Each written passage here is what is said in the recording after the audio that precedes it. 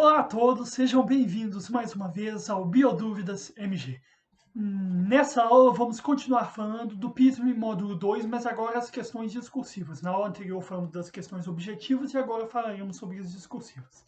Então, sem mais enrolações, vamos para a primeira questão.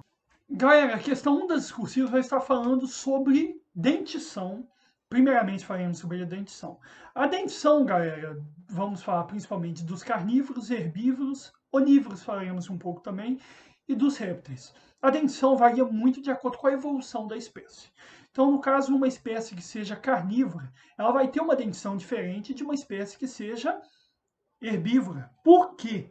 Galera, primeiramente, porque os carnívoros precisam de caninos bem desenvolvidos para poderem fazer inserção no tecido para se alimentarem da carne, tudo bem? Então eles precisam desses caninos muito bem desenvolvidos. E a dentição dos carnívoros, temos os caninos bem desenvolvidos, temos também incisivos pequenos, esses incisivos serão pequenos, molares e premolares com algumas saliências que vão permitir o corte, tudo bem? Facilitar esse corte e auxiliar na digestão, beleza? Que começa na boca, claro. E galera, os herbívoros nós temos algo bem diferente, porque os herbívoros não vão precisar dessa força toda.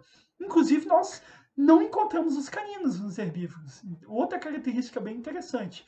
Já no caso encontramos os incisivos, e encontramos também os premolares que vão servir para cortar e digerir esses alimentos. Tudo bem?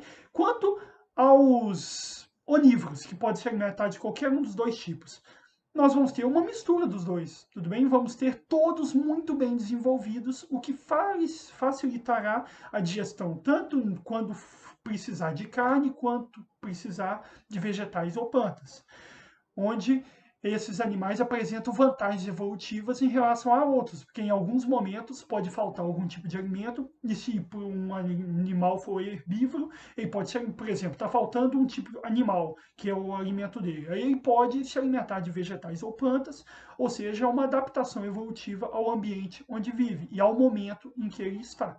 E sobre os répteis, galera, é uma dentição igual. Os répteis, todos os dentes vão ser iguais. Então, consequentemente, galera, nós não vamos ter uma diferenciação dos dentes. Os répteis não precisam dessa diferenciação.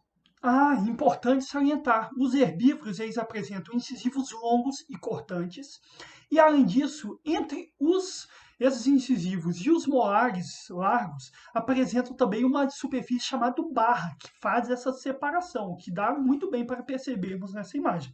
E além disso, eles apresentam molares largos e que apresentam algumas pregas de sua estrutura. E esses molares ajudam a triturar o alimento. Galera, e quanto à questão do intestino, o intestino também tem a ver com a evolução. De acordo com o alimento, você vai precisar de um intestino maior ou menor. Então, vamos falar quanto à questão do intestino sobre os carnívoros e os herbívoros. Os carnívoros, galera, eles têm um intestino bem menor, tanto o intestino delgado quanto o intestino grosso, bem menor. Apresenta uma digestão boa, correta, inclusive os animais, alguns animais, não podemos colocar todos, apresentam a digestão já na boca, através das glândulas salivares, como o caso de alguns mamíferos. E galera, uma característica interessante é que eles apresentam secos, mesmo que pequenos apresentam. Mas isso tem a ver, galera, com alimentos. Se um animal está se alimentando de plantas, ele vai precisar ter secos maiores. Por quê? As plantas precisam de uma digestão mais complexa, porque eles apresentam polissacarídeos, a celulose, no caso, que é mais difícil de digerir. Então, no caso dos animais, eles geralmente não se alimentam disso, ao menos nos herbívoros, no caso, alguns onívoros também, mas no caso, os secos, eles são bem desenvolvidos nos herbívoros, como podemos ver nessa figura ao lado. Os secos, inclusive dentro da estrutura delas, em muitos momentos tem bactérias, e essas bactérias ajudam porque nenhum animal consegue fazer sozinho essa digestão. Então, eles precisam de algumas bactérias para poderem ajudar nessa digestão. E elas geralmente estão nos secos, tudo bem? Elas podem estar nos secos, podem estar nos intestinos, mas no caso, nos herbívoros, elas estão nos secos e os secos são bem desenvolvidos, o que facilita uma digestão muito maior e, consequentemente, precisa de um tubo digestivo muito maior para fazer essa digestão. E no caso, aqui nós estamos falando dos não ruminantes. Nos casos dos Herbívoros ruminantes, eles precisam digerir novamente. Eles jogam para fora e se alimentam novamente. E no caso existe um fenômeno que é chamado de coprofagia, que quando eles se alimentam das fezes para regurgitar todo esse alimento. Então, vamos para a questão 1. Questão 1 fala o seguinte: a onça-pintada Panthera onca é considerada um predador de topo de cadeia. A degradação de seu habitat natural é uma das principais ameaças da sua vida. No bioma mais populoso do Brasil, a Mata Atlântica, restam aproximadamente 200 onças pintadas, vendo em 13 fragmentos isolados. E essa fragmentação, galera, atrapalha muito, porque atrapalha tanto o fluxo gênico, porque quando as onças vão passar de um fragmento para outro, podem ter algum problema, por exemplo, quanto à caça, quanto à predação. Apesar de eles serem predadores de topo de cadeia, eles têm mais problemas relacionados à caça. Tudo bem? Que eles serão caçados por caçadores, tantas outras pessoas, ou por medo, alguma coisa assim. E isso atrapalha muito as onças pintadas. E essa fragmentação não permite com que haja esse fluxo gênico de uma onça, por exemplo, indo de um fragmento ambiental para outro, ou um fragmento de Mata Atlântica para outro. O que corresponde a menos de 4% do território original do animal. Estima-se que reste menos de 1% do número original de onças. Se não houver preservação, estima-se que em breve a Mata Atlântica possa ser o primeiro bioma tropical do mundo a perder seu maior predador. Então, galera, vamos pensar, por que a Mata Atlântica? Como já disse aí, o crescimento desenfreado é o bioma mais populoso do Brasil, no caso. Então, galera, nós podemos já saber que isso afeta muito, porque quanto maior a população, maior o número de recursos que a população precisa para sobreviver. E também a relação histórica, galera, porque a Mata Atlântica foi onde chegou os primeiros portugueses, tudo bem? Onde, principalmente no litoral brasileiro, onde os portugueses chegaram primeiro. Então, consequentemente, desde a época da colonização do Brasil, nós temos grandes problemas com a Mata Atlântica, o que torna ela mais degradada do que outros biomas, que inclusive demoraram muito tempo para serem descobertos. Tudo bem? Letra A. As onças são carnívoras, apresentando características que diferenciam de outros mamíferos que são herbívoros. Compare as adaptações morfológicas relacionadas à dentição e tubo digestório de mamíferos carnívoros e herbívoros. Galera, vamos colocar algumas características que diferenciem esses animais ou relacionem a dentição. Galera, os carnívoros eles vão ter os caninos muito fortes, muito desenvolvidos, e eles vão apresentar pré-molares e molares para a trituração do alimento, no caso, a carne. E quanto ao intestino dos carnívoros, galera, o intestino dele é curto. Ele não precisa de um intestino grande, como é dos herbívoros, porque a digestão não é tão complexa, igual no caso dos herbívoros. No caso dos herbívoros, galera, nós vamos encontrar caninos ausentes ou pouco desenvolvidos e pré-molares e molares bem desenvolvidos, uma característica bem interessante. E esses pré-molares e molares vão servir para a trituração do alimento vegetal. E no caso, os herbívoros eles precisam ter um intestino muito maior, tudo bem? Todo o seu sistema digestório tem que ser muito maior, muito mais complexo, e alguns apresentam secos para fazer essa digestão tão complexa de polissacarídeos, no caso, a celulose. Letra B. Como a dentição dos mamíferos se diferencia da dentição dos répteis? Galera, os mamíferos podem ser carnívoros, herbívoros ou onívoros. Então, já aí nós sabemos que há um grande leque de dentições e um grande número diferente de tipos de dentições. No caso, com funções diferentes. E nos répteis, galera, nós já encontramos uma dentição homodonte. Uma dentição em que todos os dentes são iguais, como eu já tinha dito anteriormente para vocês na explicação da questão. Então, nós já vimos aí uma grande diferença. Os répteis não precisam dessa diferença, todos os dentes sendo iguais, homogêneos, eles conseguem fazer a sua digestão. Já os mamíferos precisam de diferenças dos dentes para poder fazer essa dentição correta. Letra C. As onças, assim como os demais mamíferos, são animais endotermos, ou seja, produzem calor a partir do próprio metabolismo corporal. O que ocorrerá com a demanda energética e, consequentemente, a necessidade de consumo de presa em dias muito frios? Galera, o que vai acontecer? Inclusive, para se esquentar, o animal ele precisa de fazer com que o seu metabolismo seja mantido. Então, consequentemente, galera, se está um dia muito frio, o seu metabolismo vai aumentar, ou seja, consequentemente, a demanda energética vai aumentar muito mais, porque quanto maior o gasto de energia que o animal precisar, galera, maior vai ser esse gasto para manter a sua temperatura corporal e o seu metabolismo. Então, consequentemente, ele vai precisar sair para se alimentar para poder manter a sua temperatura corporal. Beleza? Galera, a questão 2 vai falar sobre adaptações das plantas ao meio onde elas estão. Uma das principais adaptações, galera, que a gente pode dizer é a xerofilia, tudo bem? Que é a adaptação que as plantas têm para viver em ambientes muito secos. O cacto, galera, como exemplo, podemos falar que ele apresenta uma cutícula espessa que permite com que a incidência solar não consiga retirar muita água dessas plantas. Elas conseguem, com essa espessura, diminuir muito a perda de água por evaporação.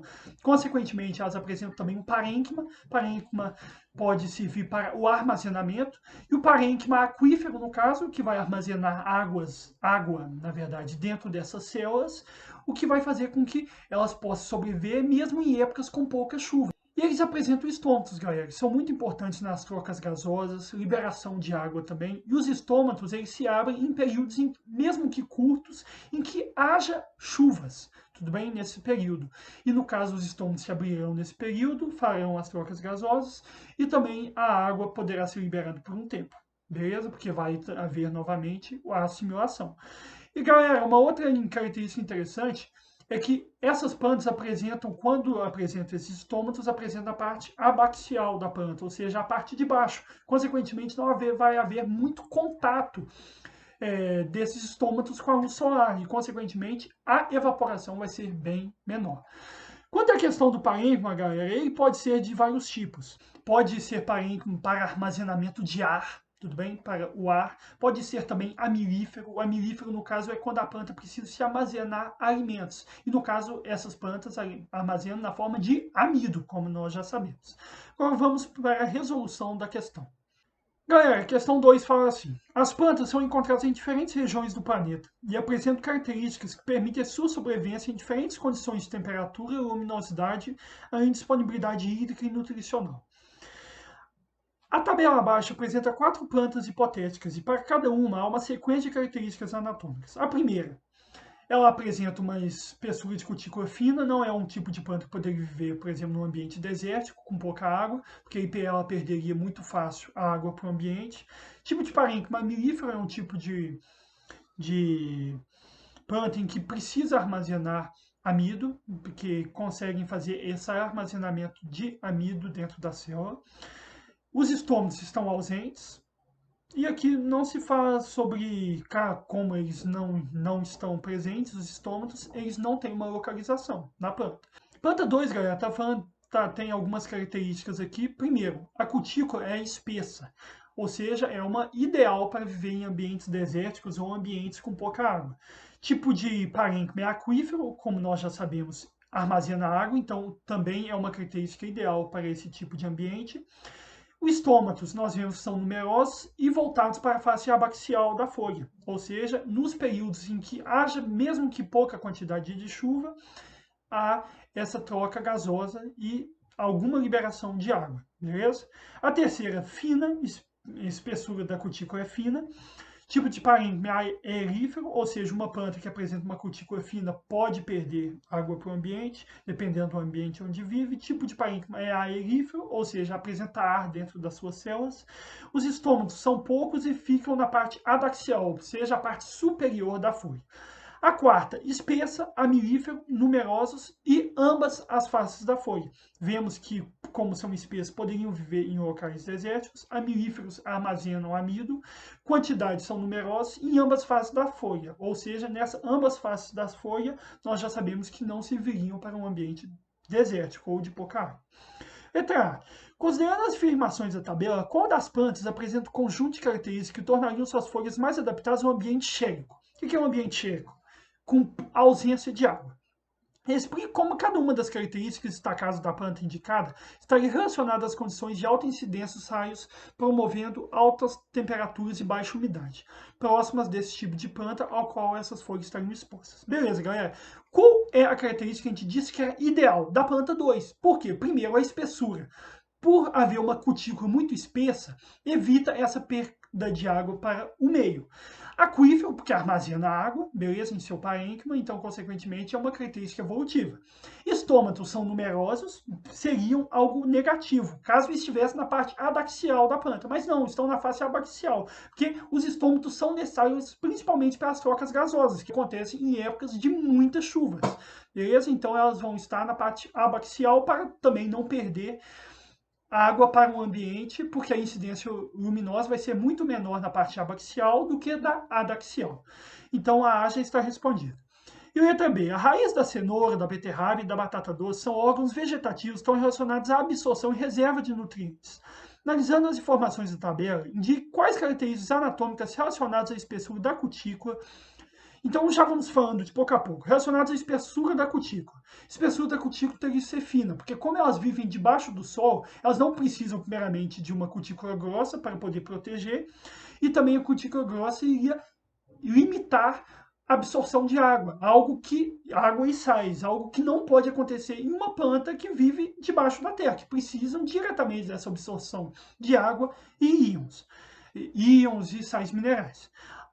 Quanto ao tipo de parênquima, teria que ser um parênquima amirífero para poder absorver esse tipo, para poder absorver amido, no caso, dentro da célula. E a quantidade de estômatos serem encontrados nessas raízes? Nós não encontraríamos estômatos aí, porque não haveria a necessidade dessa troca gasosa, entendeu? Então, nós não encontraríamos estômatos nesse tipo de plantas. Explique como cada uma das características indicadas se aplicaria à descrição do órgão da planta, raiz subterrânea e de função de reserva. Então, galera, como eu já tinha dito para vocês, raiz subterrânea, então, consequentemente, tem que ter uma cutícula, não pode ter uma cutícula espessa, tem que ser uma cutícula fina. Vai apresentar um parênquima amirífero para o armazenamento e reserva de amido, e a quantidade de estômatos não vai existir, porque não vai haver troca gasosas no ambiente onde elas estão. Então, galera, essas foram as referências utilizadas para a nossa aula. Então, galera, assim terminamos nossa aula. Eram essas duas as questões discursivas. Na próxima aula falaremos sobre as questões objetivas do módulo 3 do PISM de Biologia. Beleza? Se inscrevam no canal se gostarem, deixem o like, deixem um dislike se não gostarem também. Se inscrevam no canal e também deixem o sininho de notificações e compartilhem para os seus amigos se gostaram do vídeo. Fiquem com Deus e biodúvida para todos.